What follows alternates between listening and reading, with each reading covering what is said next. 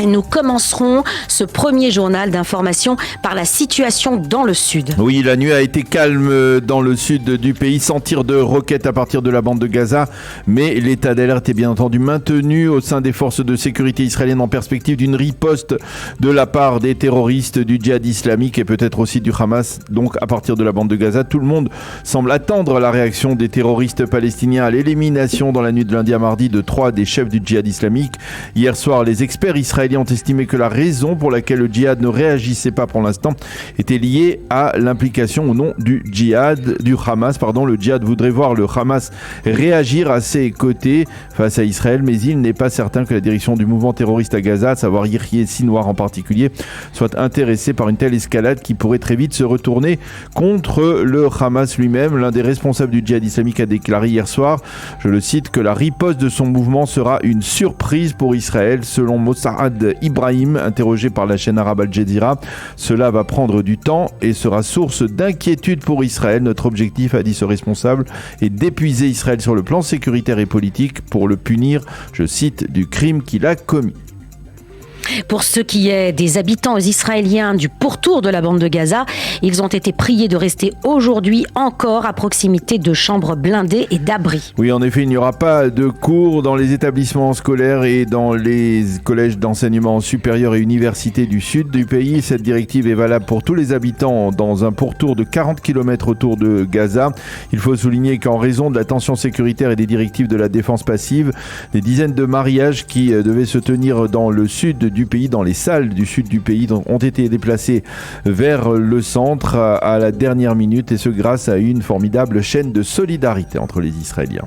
Et puis, le chef du Shin Bet, Daniel, a révélé hier soir que les forces de sécurité israéliennes avaient neutralisé une infrastructure terroriste à Jenin. Oui, selon Ronen Bar, le djihad islamique aurait créé une structure lui permettant de produire des missiles et tirer ces missiles à partir de Jenin vers le territoire israélien. Les services du Shin Bet, aidés de Tzahal, ont détruit cette infrastructure. Les membres du groupuscule terroriste qui était chargé de ce dossier ont été arrêtés par l'unité d'élite d'Uvdevan il y a 3 semaines. Lors de leur interrogatoire, il s'est avéré que l'un des 3 chefs terroristes éliminés hier, Tarek Azzedine, était l'instructeur de ce commando. Nous n'accepterons pas qu'Afula soit la cible de roquettes balistiques, a dit hier soir Ronen Bar, avant de préciser que c'est l'Iran qui continue à financer le djihad islamique.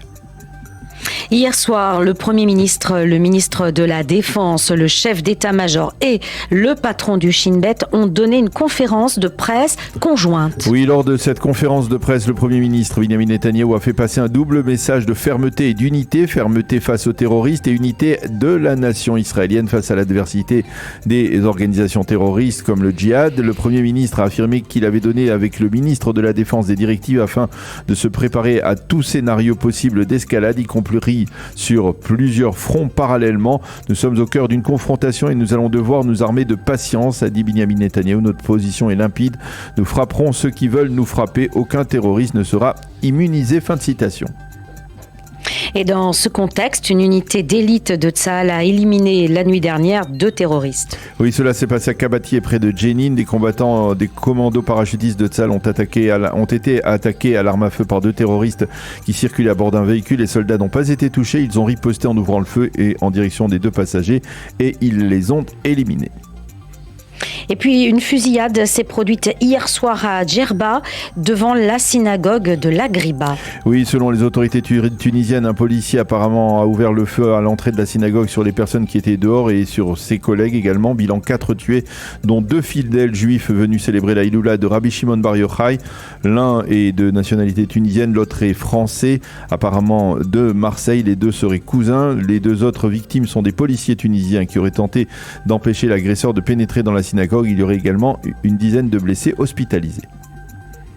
Et puis nous terminons ce journal par la qualification de Noa Kirel, Daniel. Oui. Noa Kirel, c'est la jeune femme qui va représenter Israël à la finale de l'Eurovision. Oui, effectivement, Noa Kirel s'est qualifiée hier soir pour la finale qui se tiendra samedi soir, et ce après une prestation particulièrement applaudie et remarquée. Noa Kirel avait exprimé son souhait d'apporter un peu de baume au cœur aux Israéliens face à la tension sécuritaire actuelle.